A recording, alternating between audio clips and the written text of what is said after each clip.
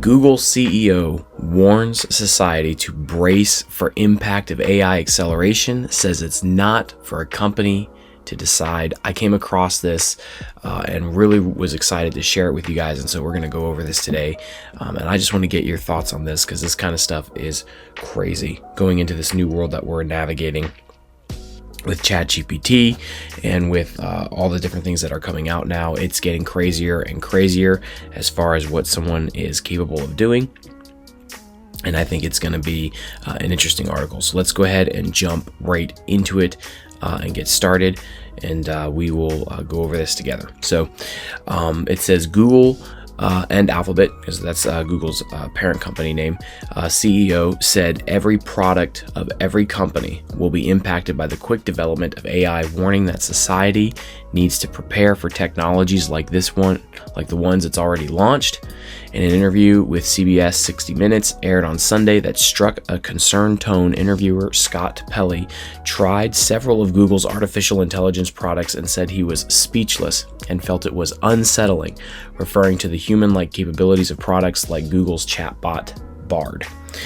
We need to adapt to as a society for it, said this Google CEO said or told him, adding that jobs that would be disrupted by AI would include knowledge workers, including writers, accountants, architects, and ironically, even software engineers. Talk about a true story of Frankenstein, where, the thing that you're creating rises up and takes you out. It almost feels like these guys are creating something that's going to remove most of their necessity. Now, computer science and designing new forms of code and all these different things, I think will always be a necessity. I think that, that there's a lot of very intelligent coders in a lot of these tech companies like Google and Facebook and Twitter and all these other companies that are designing consistently new forms of AI or new functions of AI.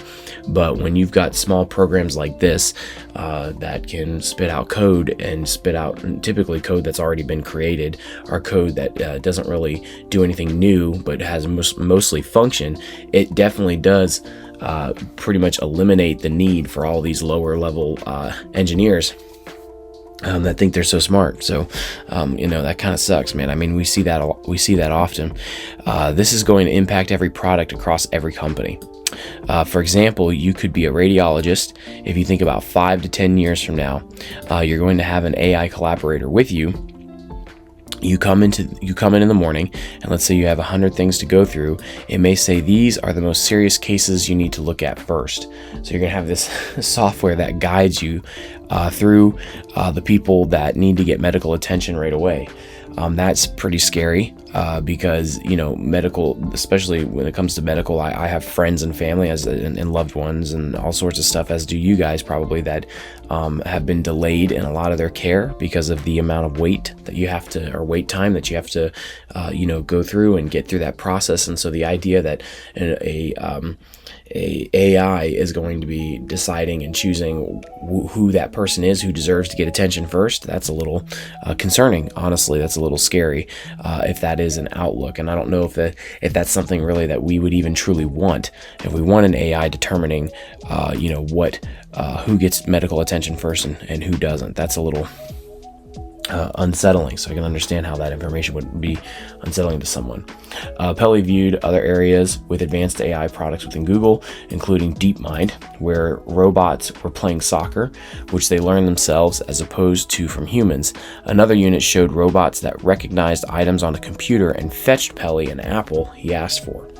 When warning of AI's consequences, Google CEO said the scale of the problem of disinformation and fake news and images will be much bigger, adding that it could cause harm. Now, this is the part right here that I was really wanting to talk about, that he's warning about, and this is probably the one time that you'll see that I'll actually agree with one of these guys.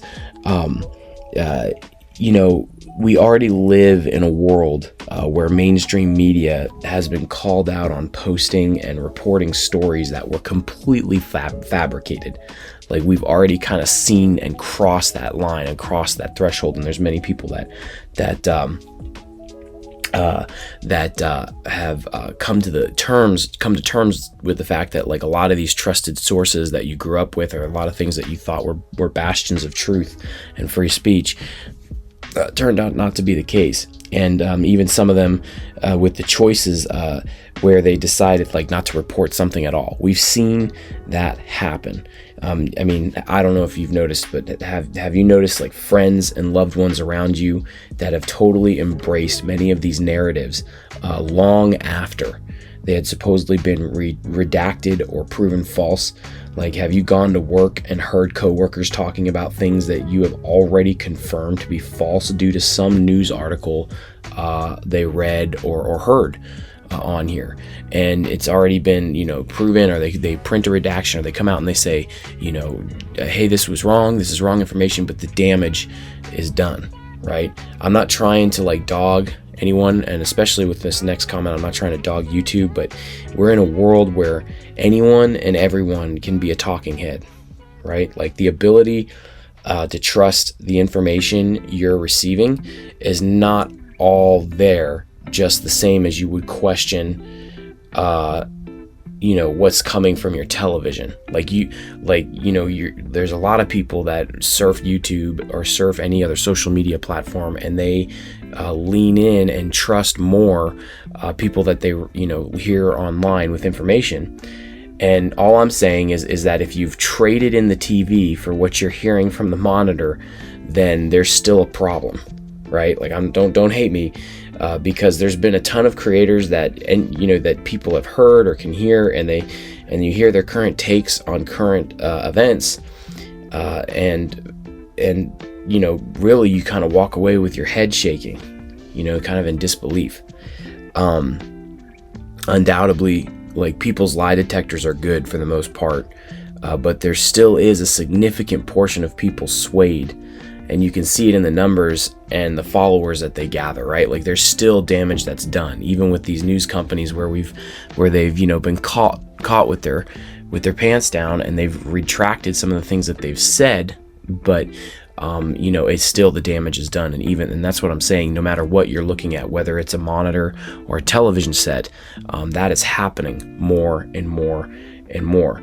And there are many people that have no idea how close we are to creating a world where very soon the images you're viewing with your own eyes, the words you're hearing with your own ears, and the videos you've watched at every angle will no longer be able to be trusted. And you're not really sure if it's real, no matter how real it looks. And this is what this man is warning about. And this is what a lot of these people in this world are warning about. Even I have a lot of friends that work in the tech industry, and they are seeing things far beyond what we're seeing now, and so basically, he warns about it and talks about, how bad it gets and how they're pressured by upcoming companies to stay at the top. Here's where I wanted to highlight right here. Competitive pressure among giants like Google and startups you've never heard of is propelling humanity into the future, ready or not, which is what this guy from 60 Minutes commented on in the segment. And this is very true, because even just to give you an example, I've heard through friends that are in the tech industry, in the startup tech industry, that there's companies now that are developing AI software that can do live translation in real time, meaning you could be talking to someone in France and you only speak English, and that person speaks French, but when that person speaks through the software in live time, you won't hear him in his French accent. You will hear a translation in English as he speaks. And when you talk to him, he won't hear you, but he'll hear a French translation in live time, which sounds amazing, but also could be very dangerous. I mean, and that's the world we're living in.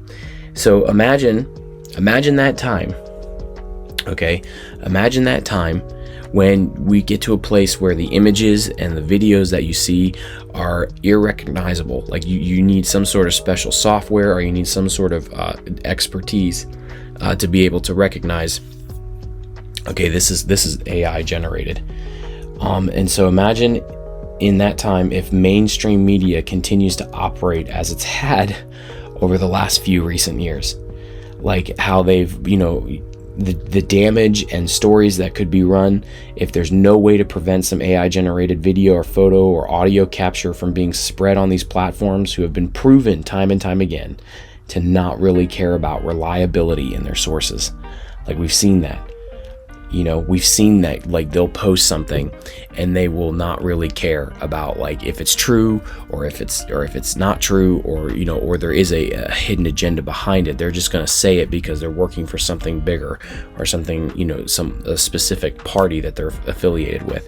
Imagine that time when now you've got AI generated content and it's indistinguishable, and the amount of people that still watch television and watch these mainstream media things and are guided by that, and their decisions and conversations are guided by that, and they believe it. Imagine that time when this stuff comes about, and what's going to happen there, and what that's going to be like, and the amount of disinformation that can spread so quickly and so powerfully.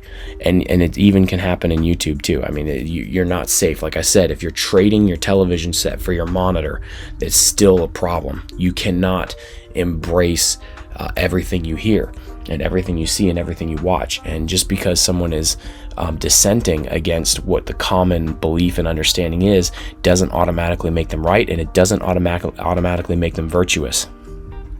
Please remember that. And so basically Google's point is, it's not for a company to decide. He says that Google's released a document outlining like guidelines for regulation to AI. This is why I think the development of this needs to include not just engineers, but social scientists, ethicists, philosophers, and so on. When asked whether society is prepared for AI technology like Bard, he answered, on one hand, I feel no, because the pace at which we can think and adapt as societal institutions compared to the pace at which the technology is evolving, there seems to be a mismatch. However, he added that he's optimistic because compared with other technologies in the past, the number of people who have started worrying about the implications did so early on. So I won't read the rest of the article. But essentially this stuff is coming out faster than we can keep up with. And just like the early days of the internet, the early days of YouTube, where it was the Wild West and there was certain content that was rising to the top and there was no formation. What people need to understand with these companies, a lot of these tech companies, which if you don't work in tech and you don't work in that field, this may seem weird to you or strange, but there are entire companies that are formed prior to the product being fully understood. And I know that sounds weird. I know that sounds very weird, and it sounds very strange, and it's not a good thing, and it's not always the best thing. But there are entire companies that are formed and funded before they fully understand what the product is. There are tech heads that will fund companies and give them hundreds of millions of dollars, and they will form completely, and they won't fully understand what the product is or what the product does. And this is how this stuff continues to evolve so fast. Because what it used to be, and a lot of these startup guys like Steve Jobs and Jeff Bezos, and all these guys that launched these tech companies, they launched them out of their garages, or they launched them out of their apartments, and they had to build to what it would eventually become. Mark Zuckerberg, launching it out of his, dorm room. And but now the world is so different because if you have a concept or an idea, and maybe you don't fully understand the implications of that concept or idea, and you have the brains and the wherewithal or the connections to build it now, and these companies are extremely wealthy. They've accumulated a massive amount of wealth.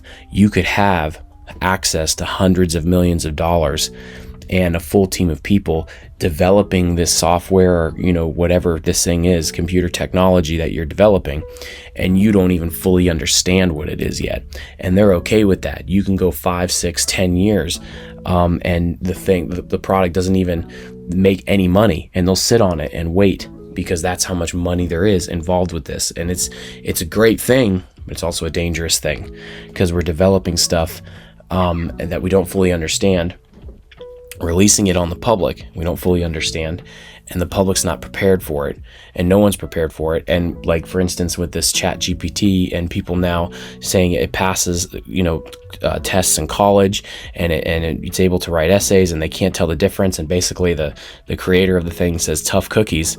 It's like, hey, that's all great, but when it starts tearing down societal things and we can't keep up with it, and it starts wrecking things before it helps, or it does that at the same time, are we really doing something that's really conscientious? Oh God, I can't even talk. Are we doing something that's actually good for society and not actually creating our own destruction, like literally being Frankenstein's monster? We've created it, and now it's attacking and destroying its creator. We need to be able to keep up with that. So I'm not dogging that system. I'm not attacking for what it is. There's a lot of friends I have in tech that have been in tech for 8 years, 6 years, 10 years, and their company's not even heard about. They're not even making a real product yet, but they've got funding, they've got money, they're working full time for a company developing a product that's not even fully understood what it is yet. And I hear through the grapevine, through quiet conversation, what it's doing and what it can do. And you're like, I can't believe this is even possible. And, it may come to full product knowledge, or someone like Google may come and buy it up and throw it on ice and, absorb it into their software. I mean, that's how these things are happening so quickly, to where you can't even keep up with it. So anyways, I think that's good. Let me know what you guys think in the comment section below. How do you feel about all this? Do you think that this is a major issue? Do you think people are overreacting? I'm really, really curious. I can see both sides of the argument. I definitely can.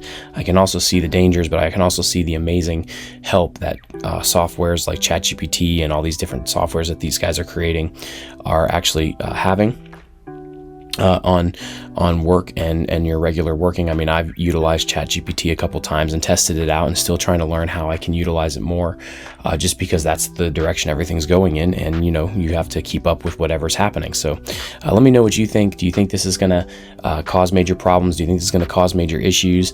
If you think that this is all overblown, I want to hear from you. Like, comment below and tell me why you think this is all overblown and we're all just acting crazy. But all right, I've gone long enough. Thank you guys so much. Like, share, subscribe, comment. All those things really, really help. I will catch you guys in the next one.